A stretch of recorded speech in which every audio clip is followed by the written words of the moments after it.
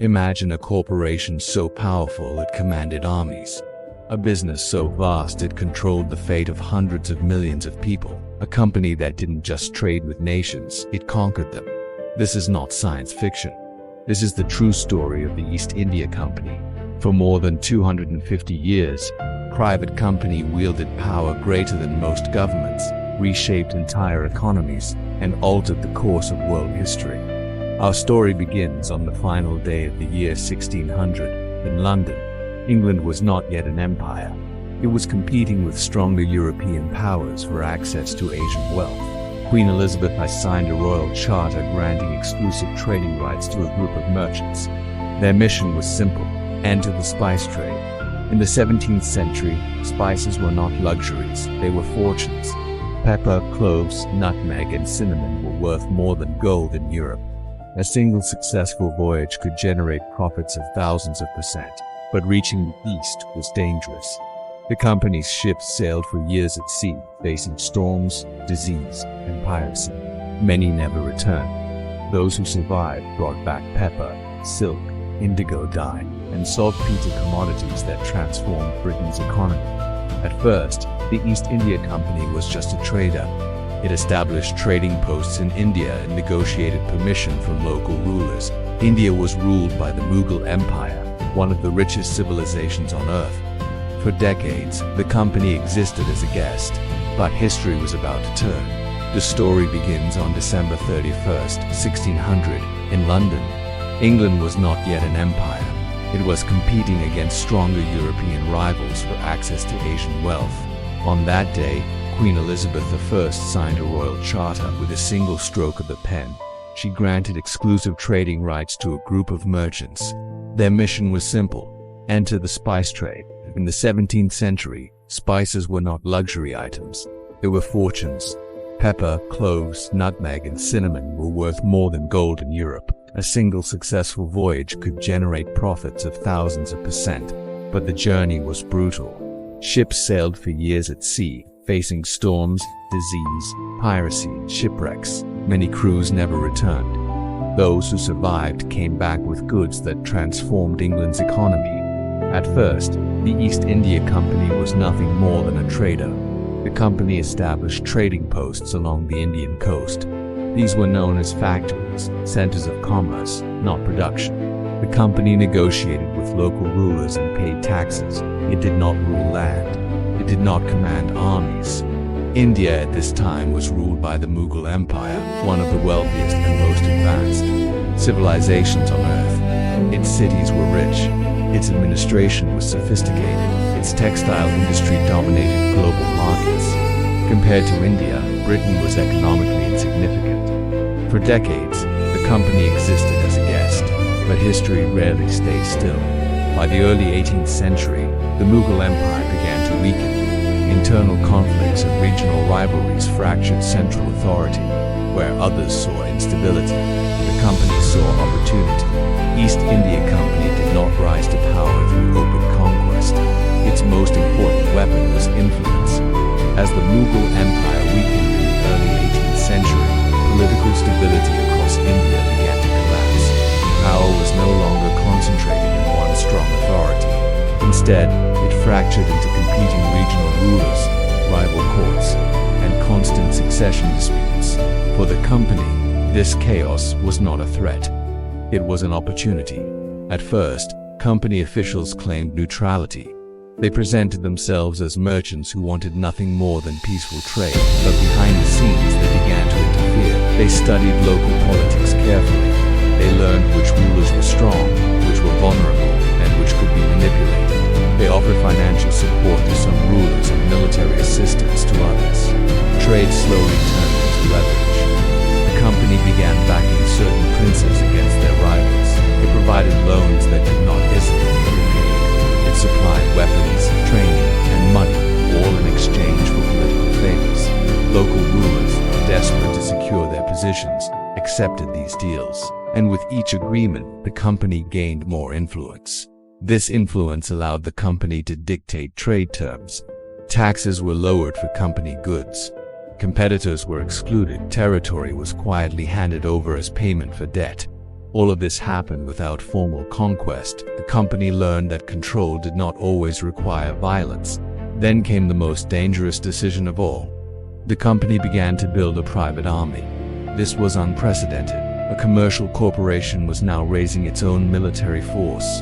British officers commanded Indian soldiers, known as sepoys. These soldiers were trained, disciplined, and paid by the company. They wore uniforms, they followed orders, and most importantly, they were loyal to company interests. The company justified this army as a defensive measure, protection for trade routes and factories. But in reality, it was something far more powerful. This army allowed the company to enforce its will. Disputes were no longer settled by negotiation alone. They could now be settled by force. As the army expanded, so did company confidence. At its height, the company's military strength rivaled that of European states. It was no longer dependent on local rulers for protection. Instead, local rulers began to depend on the company. This shift changed everything. Political influence turned into political control. The company began installing friendly rulers in key positions. Uncooperative leaders were undermined, isolated, or removed. Power was no longer inherited through tradition. It was granted through company approval. This system created a dangerous imbalance. Indian rulers became increasingly dependent on company support. Their authority weakened, their legitimacy eroded. Meanwhile, the company's authority grew stronger with each intervention. It collected intelligence, mapped territories, and studied administrative systems. It learned how to govern, not for the benefit of the people, but for profit. What made this transformation especially dangerous was its invisibility. There was no declaration of war, no official announcement of conquest. To the outside world, the company was still a business, but on the ground it was becoming something else entirely, a shadow government. By the time violence finally became visible, the outcome was already decided. The company had positioned itself at the center of power. Trade had become dominance, influence had become control. And India was no longer dealing with merchants, it was dealing with a corporation preparing to rule. The decisive moment arrived in the year 1757, at a place that would change the course of history forever. It was here that the East India Company crossed the point of no return. The Battle of Plassey was not meant to be an equal fight. On one side stood the Nawab of Bengal, one of the most powerful rulers in India. The Nawab commanded an army of nearly 50,000 soldiers. They were experienced, well-equipped, and fighting on their own land. Opposing them was a force that seemed insignificant by comparison. The East India Company had barely 3,000 troops. By conventional logic, the outcome should have been obvious, but this battle would not be decided by numbers alone. Long before the first shots were fired, the company had already prepared the ground. Its true weapons were not cannons, but manipulation and deception. Company officials secretly bribed key commanders within the Nawab's army. Promises of money, power, and protection were quietly exchanged. As a result, when the battle began, large sections of the Nawab's forces simply refused to fight. Some stood still, others withdrew, and betrayal spread through the ranks. The battlefield became chaotic. The Nawab's army collapsed from within, not because it was defeated, but because it was undermined. Robert Clive, a company officer, quickly realized what was happening. He pressed forward, exploiting the confusion and lack of resistance. By the end of the day, the impossible had happened. A private company had defeated one of the most powerful armies in India. The victory at Plassey was not just a military success, it was a political and economic revolution. With this single battle, the East India Company seized control of Bengal. At the time, Bengal was one of the richest regions on earth. Its fertile lands, thriving trade, and vast population generated immense wealth. Control of Bengal meant control of revenue on an unprecedented scale. This marked the transformation of the company. It was no longer just a trading organization. It now collected taxes from millions of people. It controlled land, courts, and administration. A commercial firm had become a ruling power. A business had turned into a territorial empire. Wealth began to flow into company coffers at an extraordinary rate. Gold, silver, and tax revenue poured out of India. Company officials returned to Britain fabulously rich. They built grand estates and gained political influence. Britain prospered from this sudden influx of wealth. Its economy expanded, and its global ambitions grew, but the cost was paid elsewhere. India bore the burden of exploitation and loss. The Battle of Plassey did not just change who ruled Bengal, it changed how power itself would be exercised. From that moment onward, India was no longer facing traders. It was facing a corporation that had learned how to rule. After Plassey, the East India Company no longer needed permission to operate. It now ruled through revenue, not trade. Control of Bengal gave the company access to an endless flow of money. Taxes were no longer negotiated, they were imposed. The company took over the existing tax system but pushed it far beyond its limits. Farmers were taxed heavily, regardless of harvest conditions. Land revenue became the primary goal. Human survival became secondary. Traditional systems that protected communities during hard times were dismantled. Food security was replaced by profit calculations. Farmers were forced to grow cash crops instead of food.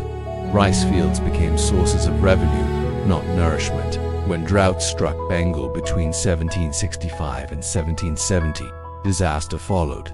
Rain failed, crops collapsed, and hunger spread rapidly. Villages emptied, families sold everything they owned just to survive. The company had the resources to respond, but relief was slow, limited, and often non-existent, even as people starved. Grain continued to be exported. Profit contracts were honored while human lives were ignored. By the time the famine ended, nearly 10 million people were dead. 1/3 of Bengal's population had vanished. The company did not view this as a failure of governance. It viewed it as an unfortunate side effect of business. This pattern did not stop in Bengal. It spread across India wherever the company ruled. Traditional industries collapsed under company policies.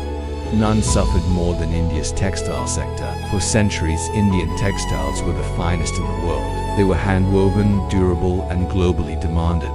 The company dismantled this industry deliberately. British manufacturers needed protection from Indian competition. Weavers lost livelihoods built over generations. Entire communities were pushed into poverty.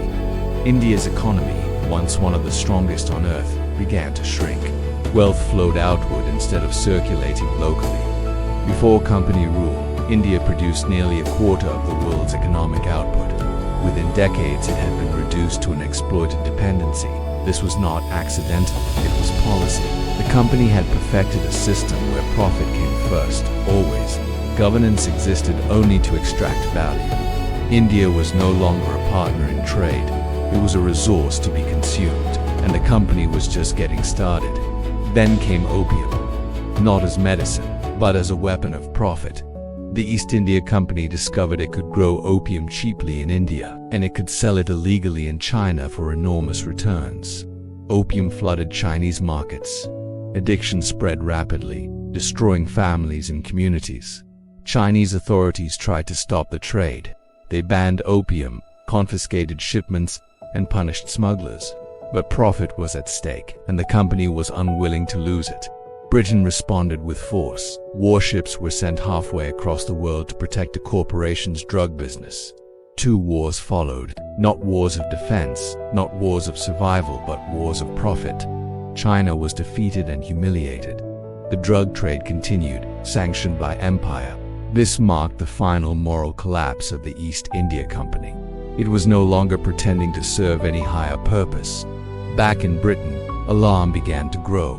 Reports of corruption, brutality, and exploitation flooded Parliament. The company now ruled more land than many European nations. It commanded armies, collected taxes, and shaped foreign policy. A private corporation had become too powerful to ignore. In 1788, Parliament took action. Warren Hastings, the Governor-General of India, was impeached for corruption and abuse of power. The trial lasted 7 years. It became a public reckoning with company rule. Although Hastings was eventually acquitted, the damage was done. The trial exposed deep rot at the heart of the company. Parliament attempted reform. New laws were passed, and oversight increased. But the system itself was broken. A company built for profit could not govern a nation. Resentment continued to grow in India. Decades of exploitation, humiliation, and injustice had left deep scars. In 1857, that resentment exploded. Indian soldiers employed by the company rose up in rebellion. Civilians joined them. Cities and towns turned against company rule. The uprising spread rapidly across northern India. For a moment, company control seemed fragile. Britain responded with overwhelming force. The rebellion was crushed with extreme brutality. Entire cities were destroyed. Thousands were executed. often without trial. When the violence ended, the message was clear. The East India Company had lost all legitimacy. It could no longer rule India. In 1858, the British government intervened directly. The company was stripped of its power. Its armies were transferred to the crown. Its territories came under direct British rule. The age of company rule was over. A corporation that once ruled nations had finally fallen. Subscribe to History Uncovered for more untold stories.